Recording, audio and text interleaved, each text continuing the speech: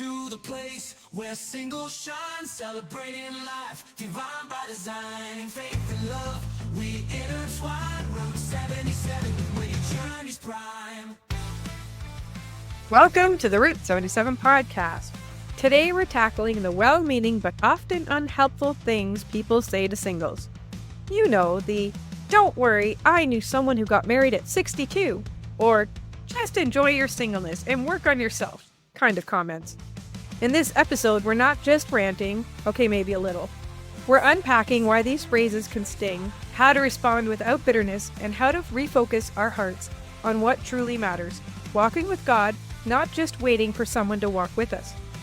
So whether you're single, married, or someone who's just trying to say the right thing, this episode is for you.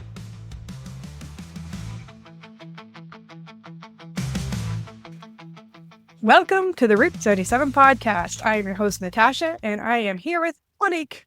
Hello. She's below me right now, but probably in the podcast, she's going to either be there or there. So right now she's here. No, you've got it the wrong way. Because I'm upstairs, you're downstairs, you're over on that far down way over there. Don't have me down there because that's wrong. Oh, you're still there. No, Monique. stupid ladder. Monique, don't worry. I know some people who got married when they were 72. So you still have hope. What's more than you've been told? So, yeah, she was like 75 years old. It was her first marriage. My girlfriend, Rochelle, always wanted to get married. And she did also finally get married 2 years ago, and she's a year older than me. So ancient. Ancient marriages can happen. Yeah. My mom I think she's going to be 79 this year. And whenever I say, "Mom, you can always get married again," joking with her, right? And she goes, "Yeah, I get that, Mom. I get that, Mom." Having been married and it being a disaster, at first, I really did want to get remarried again because I was hoping to have a do-over that was maybe better than what I had before. Yeah. But now I'm just like, I really don't care anymore. I don't need that do-over. Am I a little low? I didn't feel bring your... the bass that lifts her up. Yeah. You lift me up. Oh. Yeah, to me, I don't really care anymore. I'm at that age. I've been on my own technically because he passed away in 2007. So I've been technically alone. I was alone for a lot longer time before that because we were married, divorced, doing stupid things because it was very dysfunctional. It was very codependent, so off and on. And then when he passed away, God says, "Okay, you know what? I'm going to deal with this." It's off. It's down. It's now off. And I've been alone pretty much until we got the house. I've been alone and I don't really care anymore. There was a time after he passed away and I thought, maybe now I can actually have the right marriage. It never showed up. There was never anybody there. There was nobody to... And I just kind of started to slowly let that go as time went on. And then all of a sudden I realized, I'm actually quite happy on my own. Like we have talked on this topic a couple of times of the encouragements that we get from people. But we always talked about it from the perspective of the person giving it. Like maybe they can listen to the episode or you can coach people on what to say. And we could talk a little bit about that and now. But I think we want to talk more about what do we do when we get these. Yeah. Because we get them too many times than you can count. Like more time you can count. Yeah. If I had a nickel for every time somebody told me that, I'd probably be very rich. Because we could probably pay off the house. There you go. That's because people think they're giving encouragement by saying things like, "Don't worry, I know someone who got married at 72 or whatever. And this timing is perfect. Just enjoy this season and work on yourself. And you're too amazing to be single. God's still preparing your husband or wife. And then when you stop looking, that's when it'll happen." And they're like, they're all marriage centric, if you notice that. All these encouragements are based around, like, even the one that says enjoy the season and work on yourself, it's just like a stopgap in between when you actually get married. So make sure you like do something like working on yourself, which I think is ridiculous, because when you get married and then you stop working on yourself, or when they say just use this time to get closer to God, it's so you get married and then you stop trying to get closer to God. It should be like outside of what your relationship status is. You should be working on yourself and getting closer to God, regardless of if you're married or with somebody. And I guess it's the wording that makes you think this kind of thing. And this is something that I noticed quite a lot in society, is that we're not careful with the words we use because we think we're saying the right thing, but we're really not. And you're basically telling people that unless you're in a romantic relationship, you have that significant other, there's something missing, there's something wrong. And that you're saying like, don't worry, or like, it'll happen, like all these things. And you're just like, well, one, you don't know if that will ever happen. So you, as the other person, telling that person that you don't know if it's going to happen. You don't know if God's still preparing your husband or wife out there.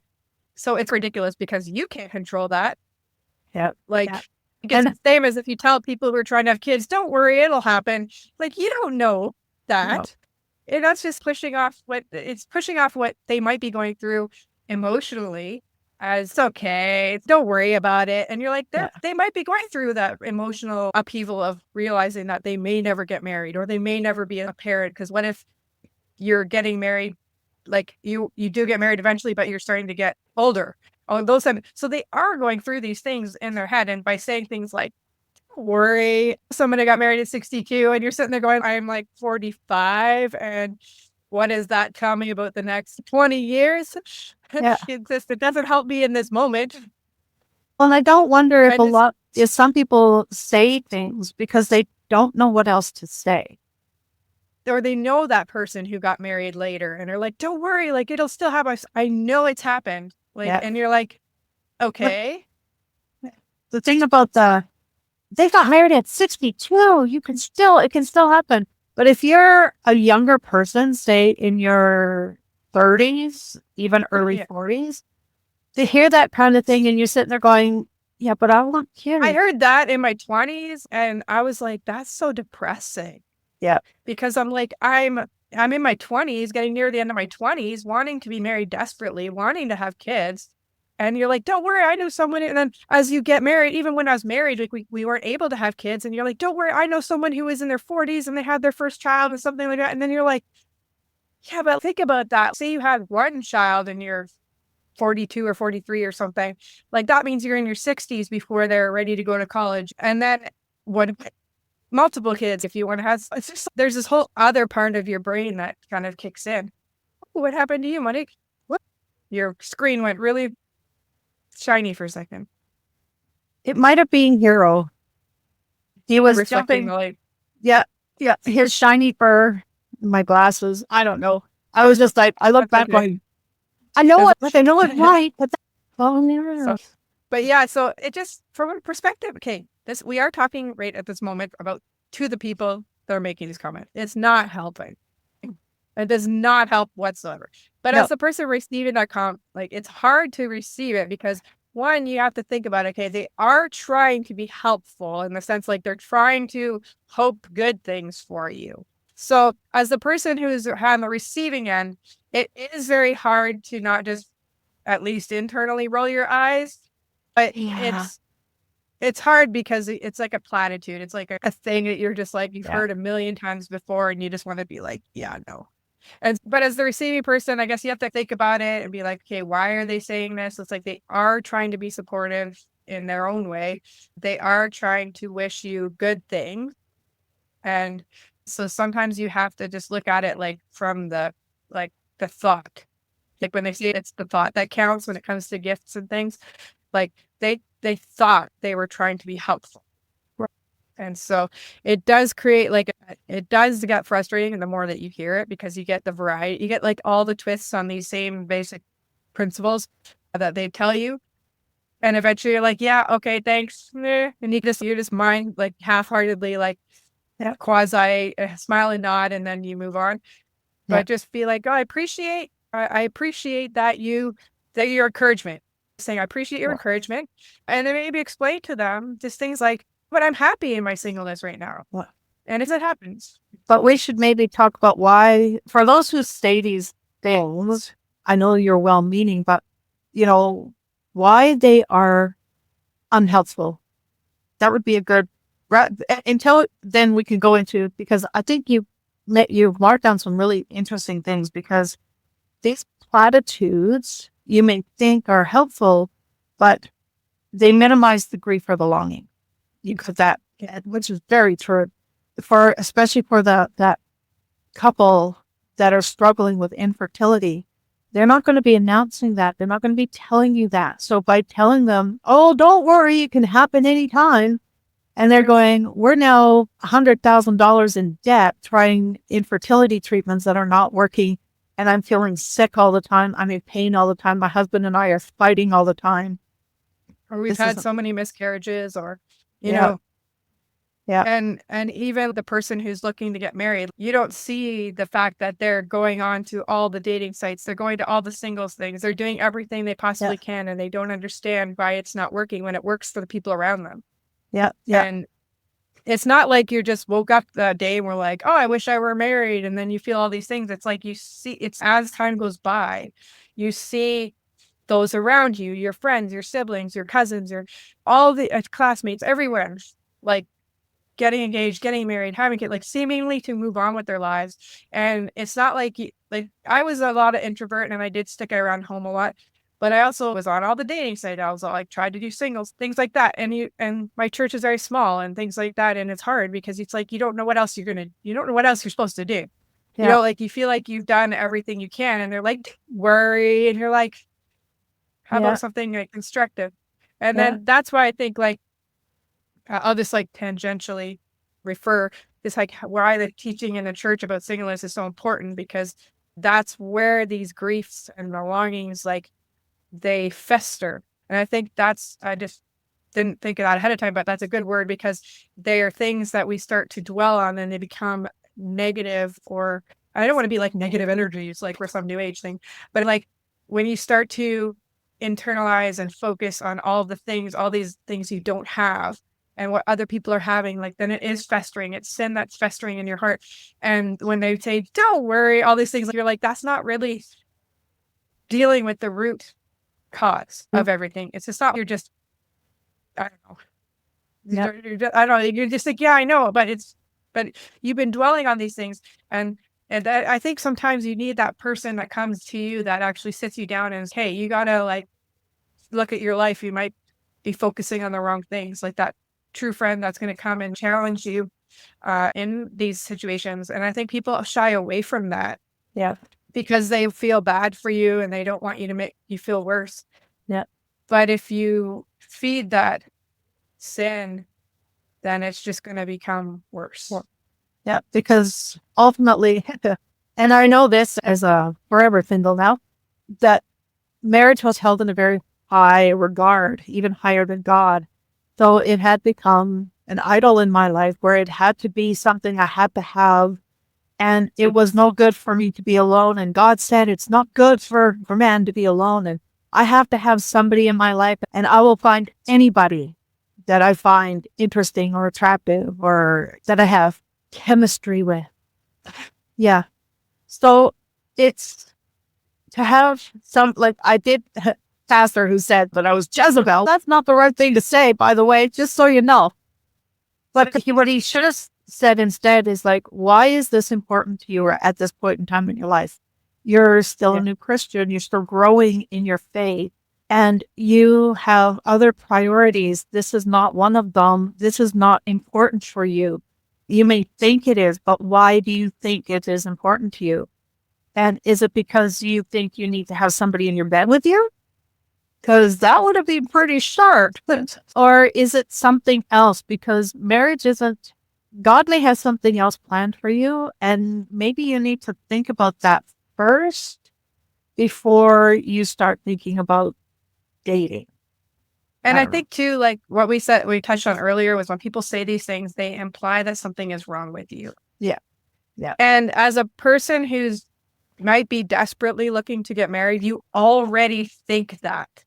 You are already wondering what is so wrong with you that everyone else can find someone and you can't. Even when you Yeah. look around and you're like, that person's not super physically attractive in a sense of you're not trying to judge them, but you're going, so I might not be super physically attractive, but I'd still be able to find somebody. Like you start to compare yourself that way and be like, that I don't feel like you're judging them in a sense, like you're like, oh, you're ugly. It's just you look at yourself, maybe you're not like this model, but you like see other people who are not like a model and they're finding people. So why like you start to really criticize yourself. Yeah. Like that's why I ended up changing, like getting my longer hair, trying to wear makeup, trying to wear dresses, like just things that were totally not me. Because Yeah. you're like, there must be something wrong. I gotta fix what's wrong with me. Then people and guys will come out of the woodwork. Yeah. And And I'm the same. I had the same. Not before my husband because I was still pretty thin, but because of the abuse and stuff, and I'm an emotional eater apparently. So I just like sugar. I just like sugar. I can't even blame it on emotion. yeah, I would because it was something that I don't know. I'll have to think about this one here because I get something I like and I don't want to stop. Yeah. And that's Like, not a good thing. So there's obviously still something brewing around inside of me that says you got to have all the food all the time. But even before that, I'm heavier now than I have ever been. I know that. But even before, I still thought I was unattractive. I was not desirable. And my husband, he made reinforce that, that. yeah, he reinforced that feeling. And, but that was his, because I wasn't at Control. that time. Yeah. And I'm pretty sure I wasn't at that time. And I know I'm a lot older now. I just turned 60. Hello. Yeah. And although I've had people say, you don't look like you're even older than 50. Yeah, I'm starting to creep up there, aren't I? So now, like, now I don't really care, but I think maybe that's something that I should look into. Not so much because I want to attract somebody else, but because I think it's healthier for me. Yeah. Yeah. Time. So And get back into taekwondo. yes. Get back to it. Start walking So now that the weather's getting nice. yeah, all these things. But yeah, so by saying these things, implying that you're something wrong with you, you're already feeding into their what is a lot of time going into inside their head, especially if they're Yeah. being desperate about getting married and very emotionally connected to the fact that they're single and not married. Like Yeah. they're already those things are already going around in your mind. So when they see, don't worry, I knew somebody who's in their 60s, don't worry, God's timing, don't worry, it actually means worry. Because you're just feeding that, like, you're being fed all the stuff that you're already feeling. I like And this verse. yeah, You posted from Proverbs 25:20. Like one who takes away a garment on a cold day, or like vinegar poured on a wound, or one who sings songs to a heavy heart. and even when they say these things, like sometimes they offer false hope Yeah. because it's even saying something like, don't worry, I knew somebody who was, because you get that. Oh, don't worry, I knew somebody who was married in their 40s when I'm 30, but now I'm 40. I knew somebody who was in their 50s. You catch up to it and you're still single and you're going, you said, or like, but parts of your brain are like really feeding that and saying, it's okay. There's still people getting married at my age. It's okay. But then you still focus and it's still festering inside you. You're still focused on that one thing. Yeah. And by hearing those things and by people saying those things, you're like really you're really, again, reinforcing the things they're already focusing on. They're focusing on the fact that marriage will fix a lot of things. And by saying things that are marriage centric, you're too amazing to be single. God's got somebody he's preparing. Like those are just feeding that idea that thing is wrong with you. You can get it fixed. Like all of your life's problems will be fixed with marriage. Yeah. So that's a false hope that you're giving them. And that's a false hope that you're receiving if you listen to those things and like really internalize them. And also they put the focus on that person or waiting for that person rather than walking with God. So again, the focus is shifted entirely to the wrong thing. even when they say things like, use this time to connect with God, it sounds like you're God-centric, but you're really saying, while you're single, when you get married, you can do the other focus. But while you're single, you should focus on God. And it's just, like I said, this is something that shouldn't be, it should not be connected to the fact that you're married or single. Like, you should be focusing on God, regardless of your relationship status. A lot of times what happens is that when they get into that euphoric dating, engagement, early marriage stage, you forget about God because you're so focused on each other. Yeah. And so instead of saying, use this time to focus on God, you're like, maybe develop habits that are godly and that will keep you focused on God regardless of your situation. Like, it's just, I wish I could just talk to everybody, but hopefully one day we can start filtering in the churches and help people to reword things. It's not helpful because we're focusing on all the wrong things. Yeah. This is why I think it's important. If we do like a singles thing, it shouldn't actually be like a singles thing. It should be a congregational thing that happens to be at the topic of singleness, because just because you're married doesn't mean you can't learn something from it, or you shouldn't, so that you can learn how to talk to the singles around you, learn how to talk to your children. Like, all these things are super important, regardless of if you're single or not. So I find it hard to be like, I want to have this talk for the singles, but it's not just for the singles. Like, I want people who know singles, which is everybody, to listen to what we have to say. So we do call it a singleness podcast, but I think there's an odd episode that you could share with your married friends and things, and be like, hey, this is something you should listen to because this fits every person, not just a single person. Yep. Yeah. We need to change the narrative.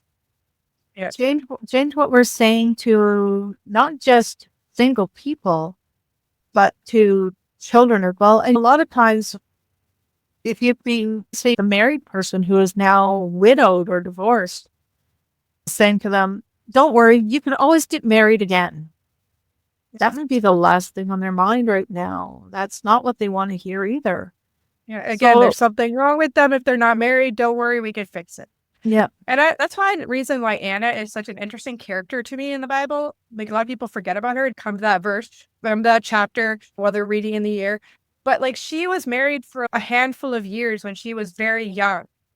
And here she is in her very late age, getting to meet Christ. And she had spent time like serving God that entire rest of her life.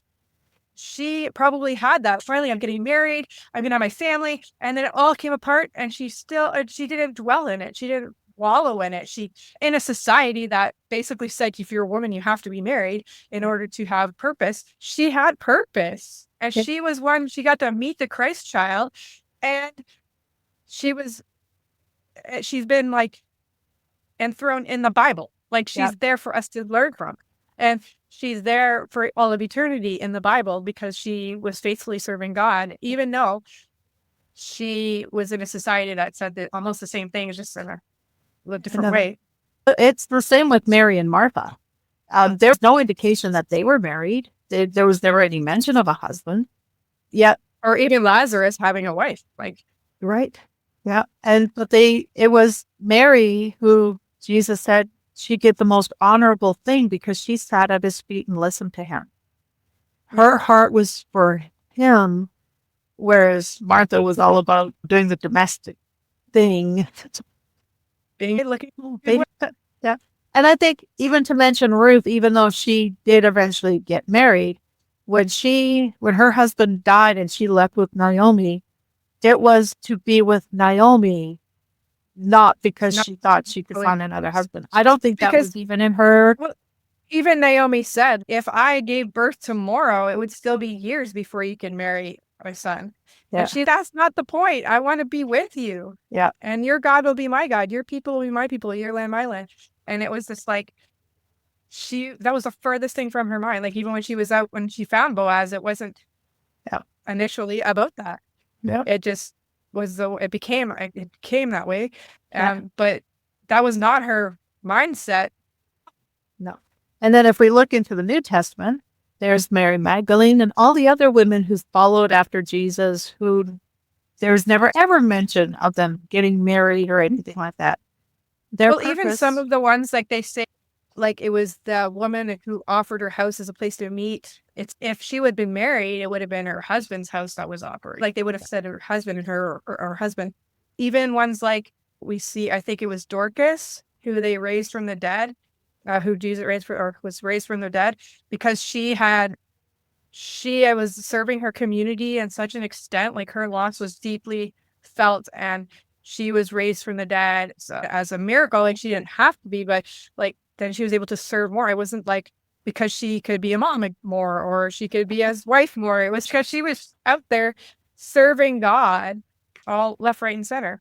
Yeah. And these are parts of scripture that a lot of churches neglect in Or they don't talk response about that part of them. Yeah, about their singleness was worthy of God because he could use them in such a mighty way.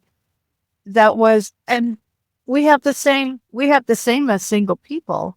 We can also, you don't know how God is going to use you. We did not know with ourselves even that God was going to use us for this ministry in order to extend encouragement, to speak against the rhetoric. And even now, what we're 2 years going into our third year, and we're just like, what happened? How did this? And God said, you have no idea how long I've been waiting for you to let go of your idol so that I can use you.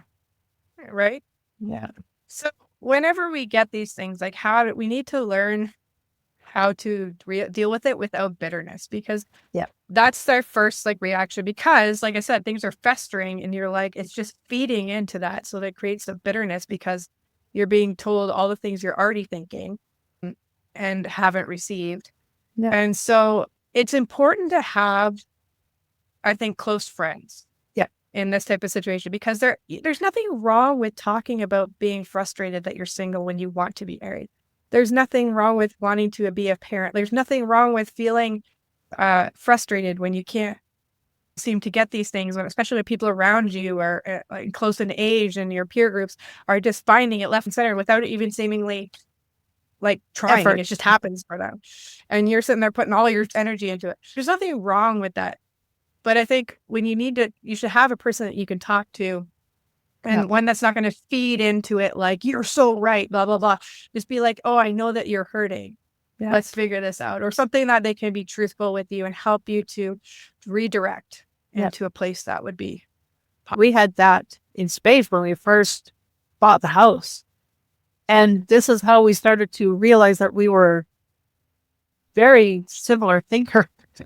Yeah, it's crazy similar. Like, and we would just like, just like that. And then we'd go on and we would talk for hours. And I don't even know if we both realized that after a few months, we weren't feeling the same when we first moved into the house. Yeah. We had realized that we had found like what they call like a soulmate. And people misuse that word a lot. Because having a soulmate does not mean that you are in a romantic, but it means that you have similar values, similar morals, similar thoughts, similar. Yeah. And to try to find that, and it may not always be a good thing. I always think about Anna Green Gables when she was trying to find her bosom friend. Like she always wanted a bosom friend, and she found it in Diana. She found it in Diana. Like she talked about. And it wasn't like she was looking for it as a husband. It was like she was looking for that really close friend. And I think nowadays that word bosom could actually be retranslated into a heart friend. Because that's where, like, as a woman, the bosom is where we lay our children. We hold them close to our heart. And we hold them to your bosom. But for me, it's more like, okay, I'm not going to hold you. I'm not going to hold you to my chest. But that's where you hold your deepest emotions. Where you feel like where you would just describe where your deepest emotions. Yeah. This is where you feel when you're in pain, when somebody breaks your heart or something like, I don't know if you all know about the horrible fire that happened at the Happy Cat Sanctuary in New York, where 100 cats and the owner lost their lives. And I've been seeing pictures of some of the cats that they've been rescued that are being burnt and the stubborn. And one of them has actually passed away. And it just broke my heart for the suffering of these creatures. And you feel it right here. And then it starts coming out of your eye. And that's not, but this is where you feel your pain. When the love of God, when you're worshiping and the Holy Spirit just fills you up and you just overflow and then it comes out of your eyes, but you feel it.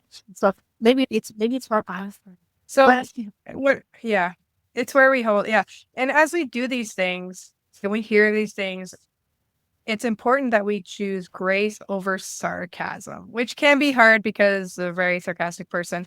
Yeah. Monique and we're sarcasming all over the place. It's kind of dripping off the walls here. Our second language.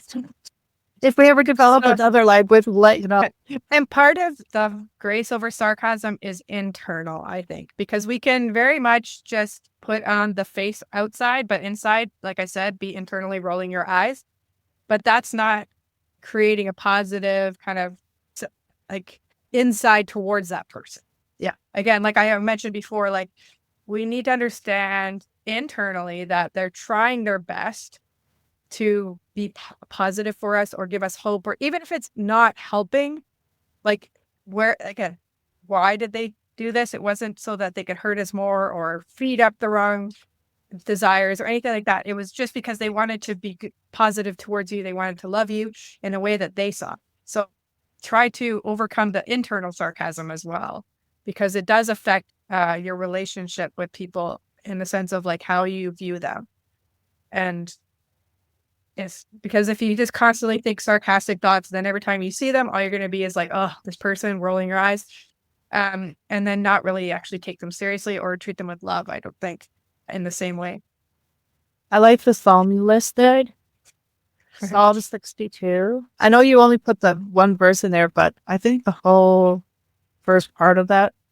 Truly, my soul finds rest in God. My salvation comes from him. Truly, he is my rock and my salvation. He is my fortress. I will never be shaken. And then it goes down. It says, yes, my soul finds rest in God. My hope comes from him. Truly, he is my rock and my salvation. He is my fortress. I will not be shaken. My salvation and my honor depend on God. He is my mighty rock, my refuge.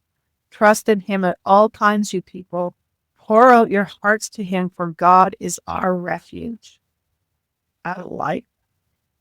That's nice. So when we're talking to people, there's different types of people we have that are dealing with us. So it might be just like a one-off, quick like chat with a person you're not really close to. But I think if there's a person that you're closer to and you feel like you can give them feedback in a sense, that you actually tell them that why that bit of advice isn't positive or good. And you'd be like, hey, I know that you're trying to be encouraging. I know that you're trying to help, but this would mean more to me. Yeah. And then talk about the fact that you're like, that you would encourage me in what I'm doing right now. That singleness is like, it's not something needs to be fixed. Like just help reframe it for the person. Like, again, it has to be a person that you're close enough to, that you're going to have enough interactions with again, that you think that you can be lovingly, gently educating them on things. Because it's very easy to just be like, not helpful, and then move on. But that's not actually helping that person if you're close enough with them that you could actually be the true friend and help them to understand and reframe how they see singleness. Because they probably have the same view that you do, or you did. And just because they got married, they didn't fester it, but they still have people that they're dealing with, like you, who they're not really helping. And that one, if you don't help them to help other people, like you're not the good friend.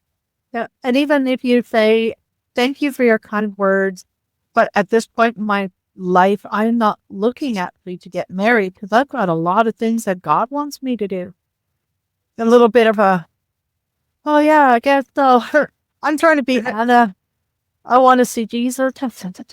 Yeah, I have like so many things that he's calling me to do. And if marriage happens to happen, then that's okay. But right now it's not my focus. And no. And there's a sense where some people won't listen. Yeah. And then you have to start setting like boundaries and saying, you know what, I love hanging out with you, but let's just not talk about relationships. Yeah. Or something, because it's not helpful to be constantly fed something that's not helpful for you. Yeah. And if you try to be gently loving to them and correct them in a sense of maybe this isn't helping, like this is what would be better to talk about, then you have to start setting those boundaries just for your own health. Yeah.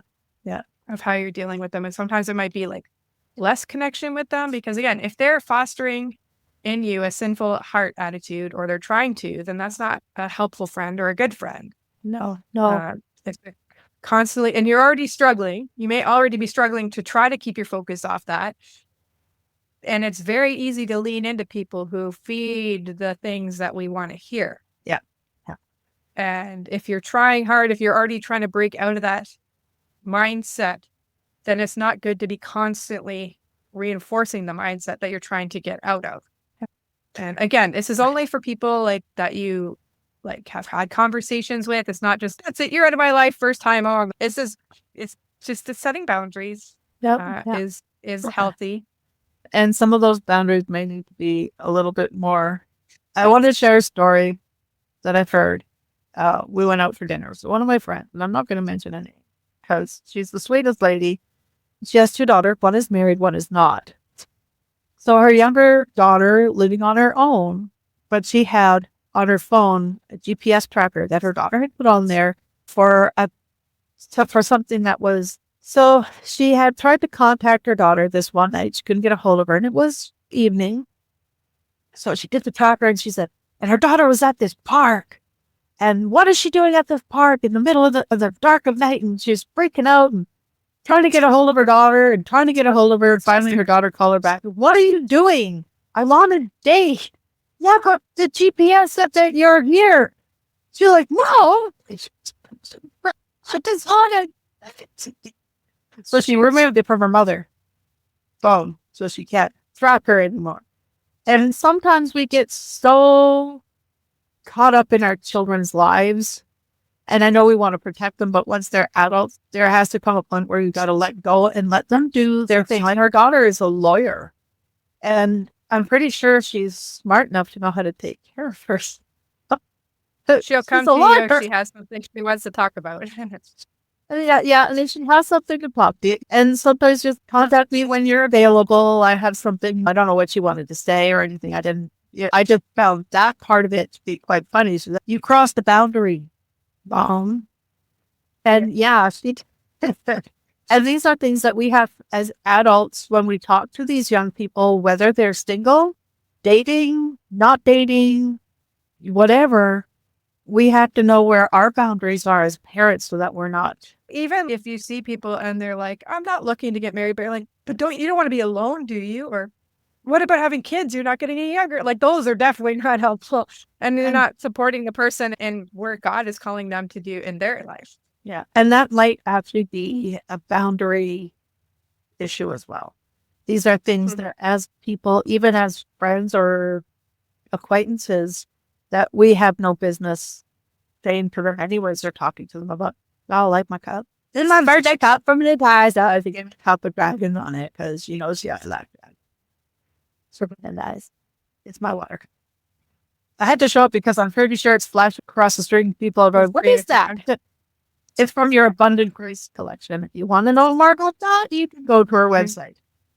abundantgraceboxes.com. Yes, go. Reframing the longing. We have to understand that it's okay to want, but it's not worth dependent. Like it doesn't show your worth. It doesn't show life progress. It's simply a thing that some people do in life, but it's not something you should be. Again, we're not something to be fixed. No. There might be things that need fixing, but it's not the singleness / marriage part. No. If somebody's married, you think they need to be fixed by becoming single? Then maybe the single person doesn't need to be fixed by becoming married. Yeah. And sometimes you find yourself in a marriage relationship with somebody who really does need to be fixed. And the marriage isn't going to help. Yes. So don't let it become more than it actually is. Recentering on God's love and God's timeline of your life. And it doesn't mean that marriage is part of that timeline. Oh, God's timing. Again, it's focused on the fact that God's timing will eventually bring you a marriage. No, God's timing is like for the different parts of your life, and that may not include marriage. Yeah. So God's timing for each thing that you do. You might want this job, but he's timing it elsewhere. You might want to move to this place, but God's timing is elsewhere. It applies to other things besides marriage. Find, yeah, that's, if you feel like your worth, that you'd have no work unless you were married, then this is definitely something that you need to really investigate into. Our worth is can never be in another person because another person will always fail you because we're finite, we're flawed, we're they're not God. They're sinners, not God. we're not God. No, and finding your worth in God and finding out what He really is and really focusing your life more on Him and His Word and on prayer and on worship. For myself, I find if I'm singing the worship songs all the time on the way to work and on the way home, that's all I do. And I'm always worshiping Him. And I've got a bunch of songs that I really like. And right now, one of my favorite ones is Phil Wickham's Psalm 23. It is such a nice song. Got to go listen to it if you don't know it. These are the kind of things that can draw you closer to God. The closer you draw to God, the more satisfied you will find your life to be, I think. Yeah. I'm pretty sure there And are a that's lot why of we need people who've to, got, yes, exactly. Well, and that's why we need to take our longings and say, wait a second, like the longing shouldn't be for marriage. The longing should be for God. So we need to bring it to the right place. So it's not that marriage is bad or you shouldn't, that it's a bad desire or whatever, but it also needs to fit into like the longing for God. And when you sort of reposition things in your life and the correct priority, then being single or trying to find a partner is no longer like a focal point. It just happens to be a status that you are in certain situations that you might think about. So you're like single, you're married, you're whatever, you're a parent, you're not a parent. Like it's just, if it ceases to become the focal point and God becomes the focal point, then it starts to fall away as being super important. yeah, yeah, And if it happens, but it doesn't, it becomes that other way. yeah, And that's the kind of idea you need to get to if you're focusing on the right thing is like God, either He's calling you to marriage or He's not calling you to marriage at whatever time of your life. But irregardless, you're set your goal on following what God wants you to do in this moment right now. And it just changes everything about how you focus on life. yeah, So that's very important. Just reframing that longing to understand what you should be longing for. yeah. Put it in the right place. Yeah. So when we talk about longing isn't bad. yeah. And like I said, desire for marriage and thing is not bad. To be a parent is not bad. There's good things that God has for people, some people, but some not.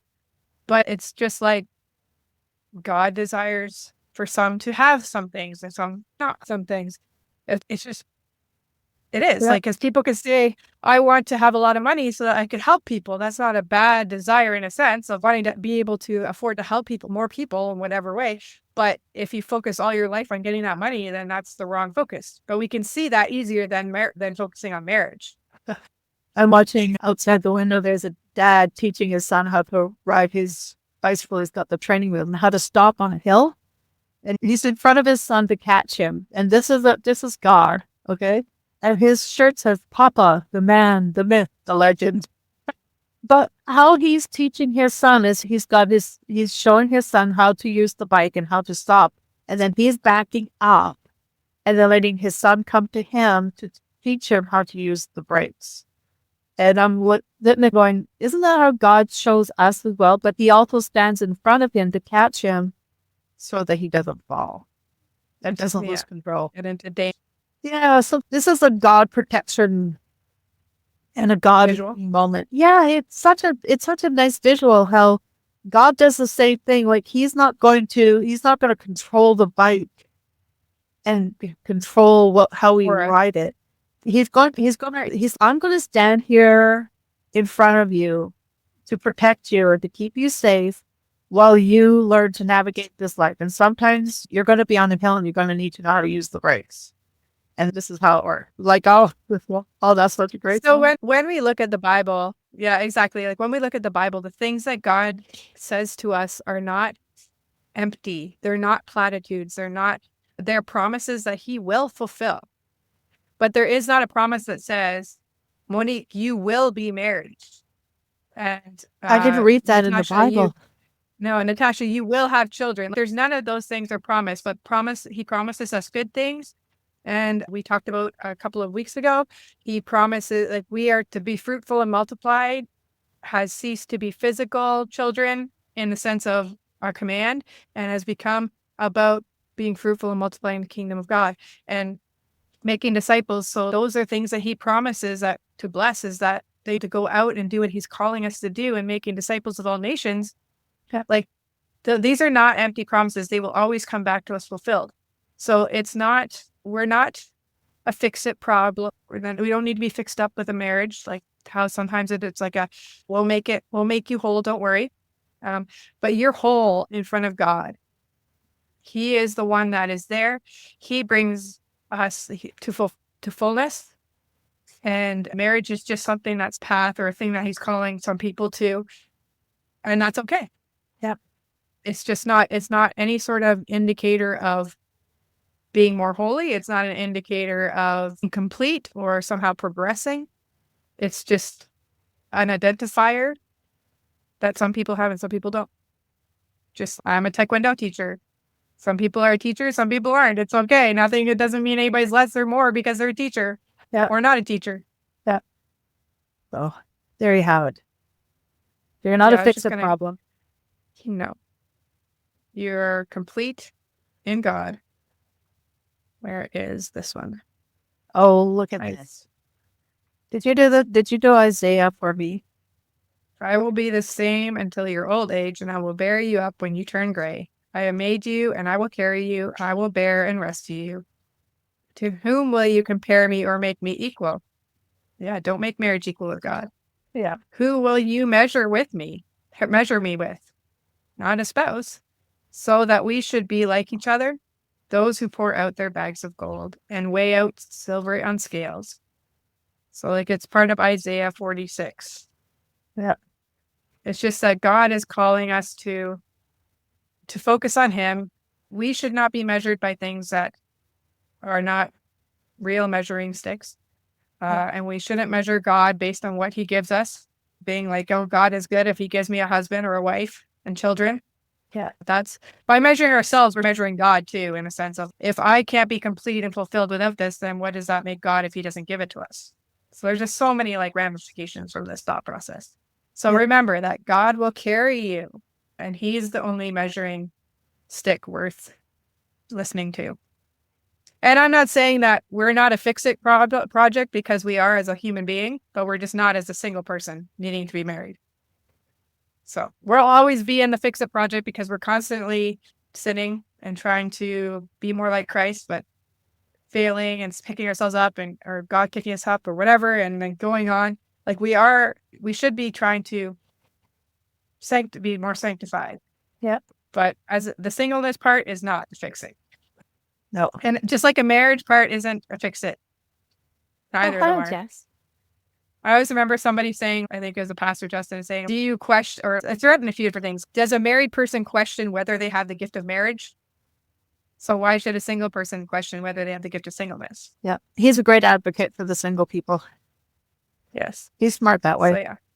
But he's listened to our podcast, so he gets it. Yeah, it's exactly. Yeah. So maybe we'll leave it there for today and hope you enjoyed our chat. Hopefully it helped. And if you want, like, subscribe, comment, all those fun things. Find us on all the social medias.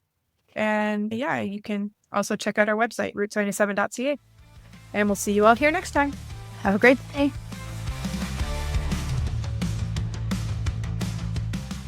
Thanks for joining us today on the Route 77 podcast. We hope this conversation reminded you that singleness isn't a problem to be fixed, and marriage isn't a measure of worth. If today's episode challenged or encouraged you, please consider subscribing, leaving a review, or sharing it with someone who might need it. And remember, you're not incomplete, you're not forgotten, and God's love isn't dependent on your relationship status. You can find more at route77.ca and follow along on social media. Until next time, keep walking faithfully right where you are, and remember to live your single life to its fullest.